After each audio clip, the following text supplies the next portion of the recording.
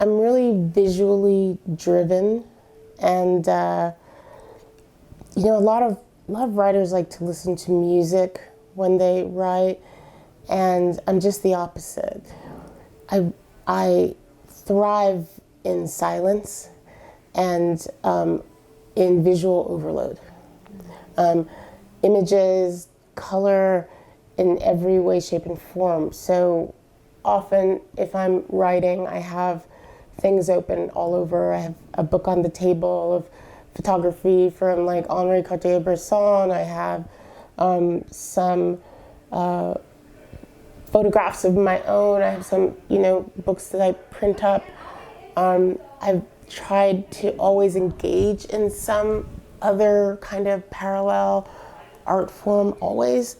I move in and out of things. I've spent lots of time doing photography and sculpture, and I spent a year quilting. I like to teach myself things. So I'm inspired by all of it. I think making and knowing are just my driving factors, So there's not too much that you can learn about other art.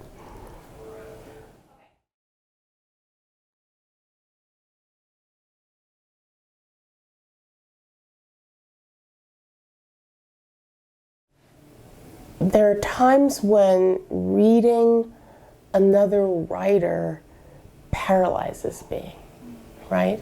So I read and I write, but I generally don't do both at the same time.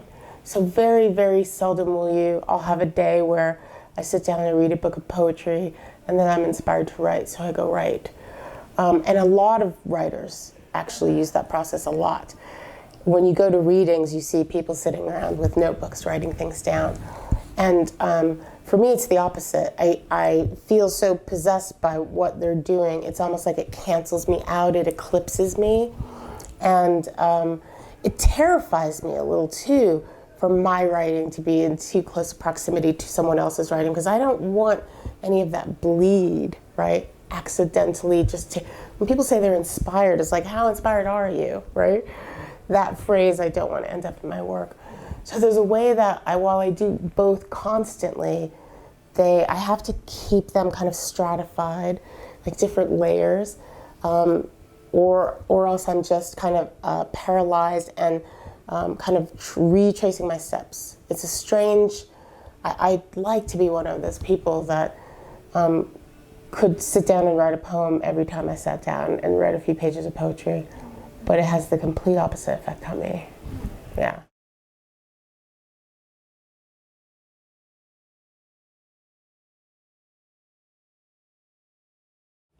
But I will say that Cave Canem is my first Black family, right? Because I'm a Black woman who was raised, I'm from Pennsylvania. I was raised in the Northeast, in the Susquehanna Valley, which is populated by the descendants of mostly Eastern European immigrants, some from Britain, and lots of Italians, and they came to work railroads and mines, and they are all white, right? And so I was born to a white mother who married my father when I was 2, and he's white. And I have siblings who are white. Everyone's white.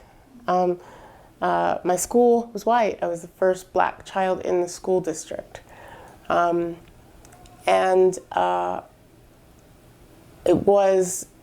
Blackness was a solitude, right?